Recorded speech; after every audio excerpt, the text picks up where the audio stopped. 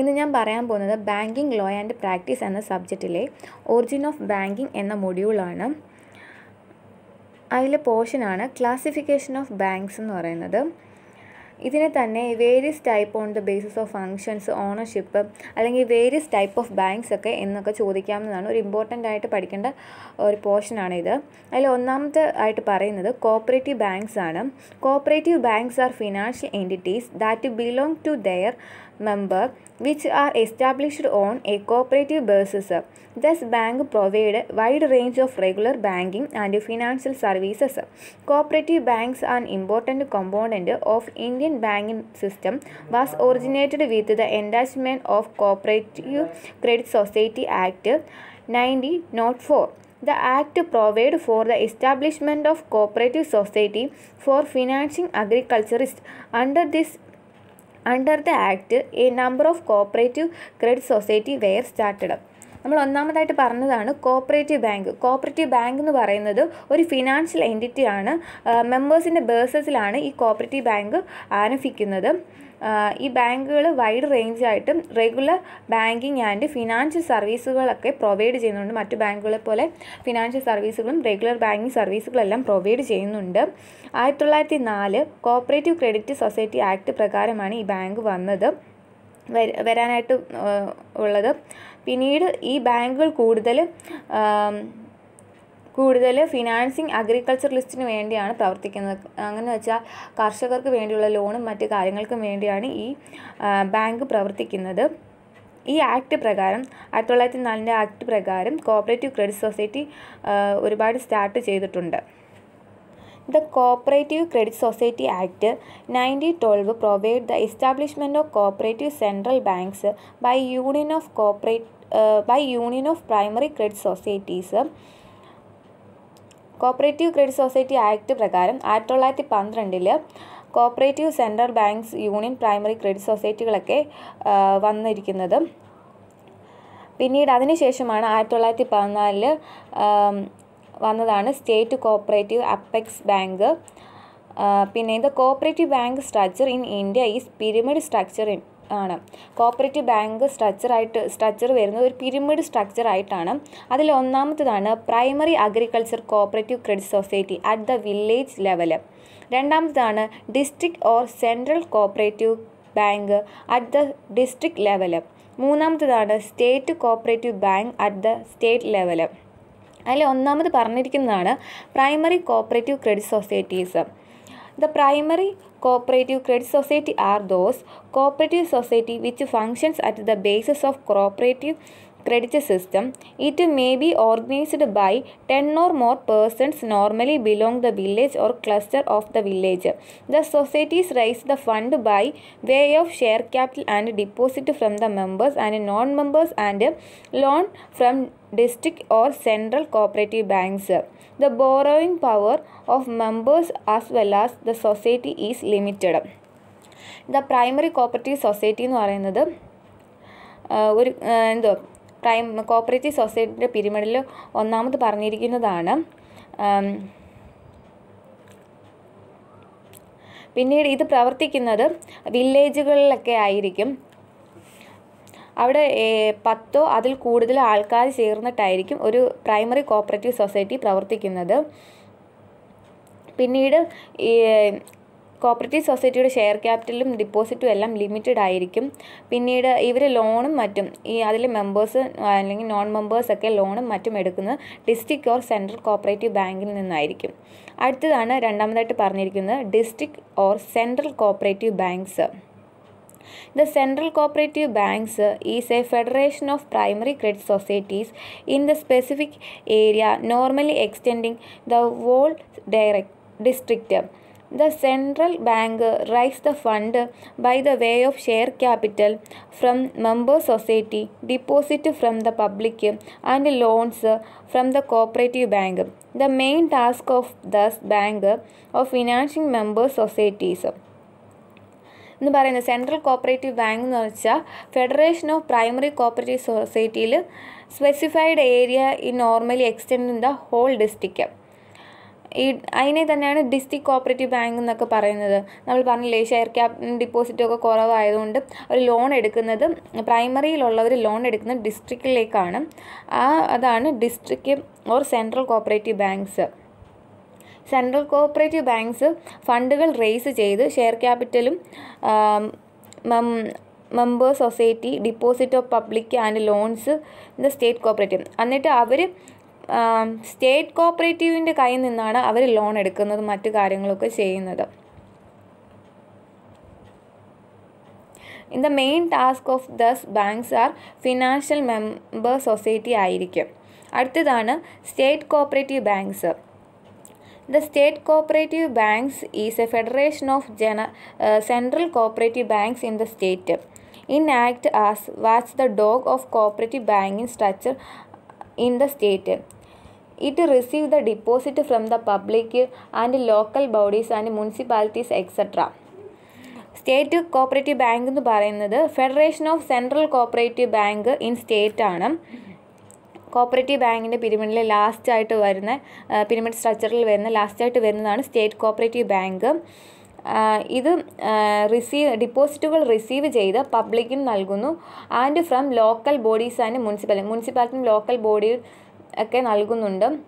Further they receive the loan at the call and short notice from the commercial bank from Reserve Bank of India. The state government contribute the certain portion of the working capital. ഇവരാണെങ്കിൽ state government contribute ചെയ്യുന്ന ഒരു portion of working ക്യാപിറ്റലായിട്ടൊക്കെ മാറ്റുന്നുണ്ട്. The state cooperative banks lend the money of central cooperative banks which the lend the primary of society. The central bank act intermediates between the state cooperative bank and primary credit societies. Central bank act പ്രകാരം അതിൻ്റെ intermediary ആയിട്ട് നിൽക്കുന്നവരാണ് state cooperative bank and primary credit സൊസൈറ്റികൾ. Classification of ബാങ്കിലെ രണ്ടാമത്തെ point ആയിട്ടുള്ള ബാങ്കാണ് commercial bank or deposit bank. Commercial bank play a very important role in economical development of India. Usually, commercial bank provide short-term loan and advance for working capital needs the borrower. Commercial bank എന്ന് വെച്ചാൽ ഇന്ത്യയുടെ economical ഡെവലപ്മെൻറ്റിന് വളരെ important ആയിട്ടുള്ളൊരു role വഹിക്കുന്ന ഒന്നാണ് commercial bank. അതുപോലെ തന്നെ commercial bank short time loans and advance ഒക്കെ പ്രൊവൈഡ് ചെയ്യുന്നുണ്ട്. Commercial banks are bank which accepted the deposit from the public and lend them mainly to commerce for the short period. ഞാൻ മുമ്പേ പറഞ്ഞ പോലെ തന്നെ commercial bank എന്ന് വെച്ചാൽ പബ്ലിക്കിൻ്റെ കയ്യിൽ ഡിപ്പോസിറ്റുകൾ അക്സെപ്റ്റ് ചെയ്യുകയും അതുപോലെ തന്നെ provide short time loans and advances. Commercial ബാങ്കിനെ മറ്റൊരു പേരിൽ അറിയപ്പെടുന്നുണ്ട് ഡിപ്പോസിറ്റ് ബാങ്കുകൾ എന്ന്. കൊമേഴ്സ്യൽ ബാങ്കിനെ ക്ലാസിഫൈഡ് ചെയ്ത് ടു ടൈപ്പായിട്ട് ക്ലാസിഫൈ ചെയ്യുന്നുണ്ട്. അതാണ് ഒന്നാമത്തെയാണ് ഷെഡ്യൂൾഡ് ബാങ്ക് ആൻഡ് രണ്ടാമതായിട്ട് നോൺ ഷെഡ്യൂൾഡ് ബാങ്ക്. ഒന്നാമത്തെ നമുക്ക് പറയാം scheduled bank. A scheduled bank is one which is include in the second schedule of reserve Bank of India act 1934. Scheduled bank എന്ന് പറയുന്നത് reserve Bank of Indian ആക്ടിൻ്റെ ആക്റ്റായ 1934 പ്രകാരം second schedule ഉൾപ്പെട്ട ബാങ്കുകളെയാണ് നമ്മൾ scheduled bank എന്ന് പറയുന്നത്. ഷെഡ്യൂൾഡ് ബാങ്കിൽ ഉൾപ്പെടണമെങ്കിൽ പറയുന്ന കണ്ടീഷനുകൾ പാലിച്ചിരിക്കണം. ആ കണ്ടീഷനുകളാണ് നമ്മളിനി പറയാൻ പോകുന്നത്. The bank concern must be carried on a business of banks in India. Banking business ഇന്ത്യയിലായിരിക്കണം, ഇന്ത്യയിൽ പ്രവർത്തിക്കുന്ന ബാങ്ക് ആയിരിക്കണം. രണ്ടാമതാണ് the bank must have paid up capital and reserve of aggregated value is not less than 5 lakh. Paid up ക്യാപിറ്റലും റിസർവും കൂടി കൂട്ടിക്കഴിഞ്ഞാൽ കുറഞ്ഞത് 5 ലക്ഷം രൂപയെങ്കിലും ഉണ്ടായിരിക്കണം.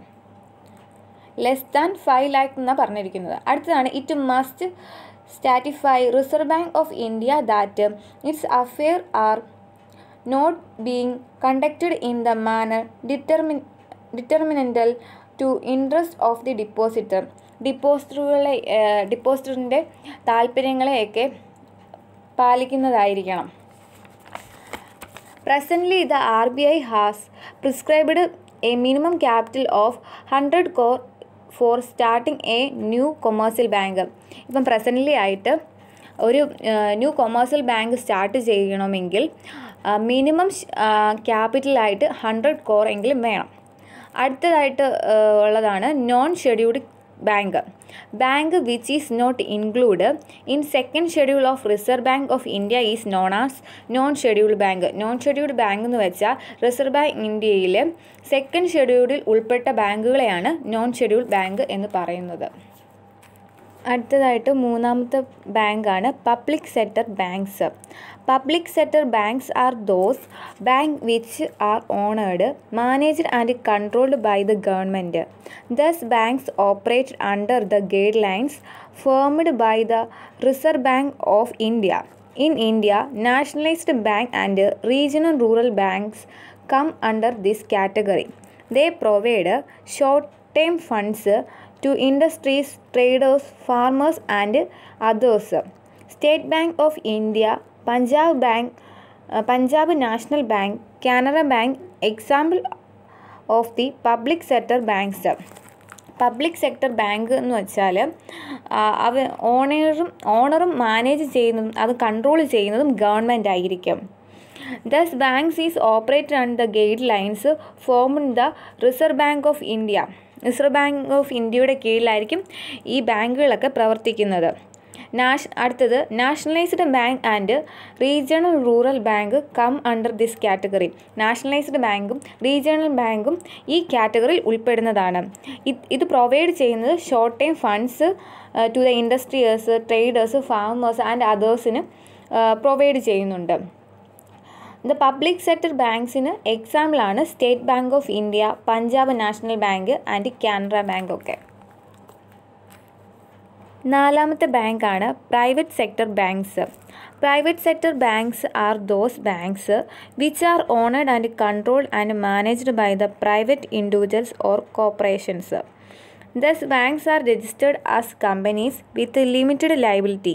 In private bank, majority of share capital is held by private individuals. All the banking norms and regulations prescribed by the RBI are applicable on this bank also. അടുത്തതായിട്ട് നമ്മൾ പറഞ്ഞതാണ് private sector banks. Private sector ബാങ്കിൻ്റെ ഓണറും control ചെയ്യുന്നതും manage ചെയ്യുന്നതും എല്ലാം private individual അല്ലെങ്കിൽ corporations ആയിരിക്കും. ഇത് ലിമിറ്റഡ് ലയബിലിറ്റി ആയിരിക്കും ഇവർക്കുള്ളത്. Registered in the company with limited liability ആണ്. The private banks majority share capital held in the private ഇൻഡിവിജ്വലിൽ തന്നെ ആയിരിക്കും majority of share capital held ചെയ്യുന്നത്. All the banks norms and regulation subscribed by the RBI applicable thus banks.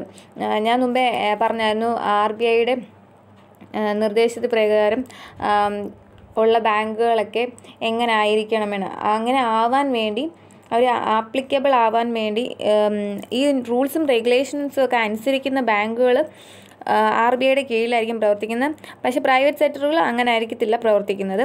അതിന് എക്സാമ്പിളായിട്ട് പറയുന്ന ബാങ്കുകളാണ് federal bank, CSB bank, അതുപോലെ തന്നെ HDFC bank, ICICI ബാങ്കുകളൊക്കെ ഇതിന് എക്സാമ്പിളാണ്.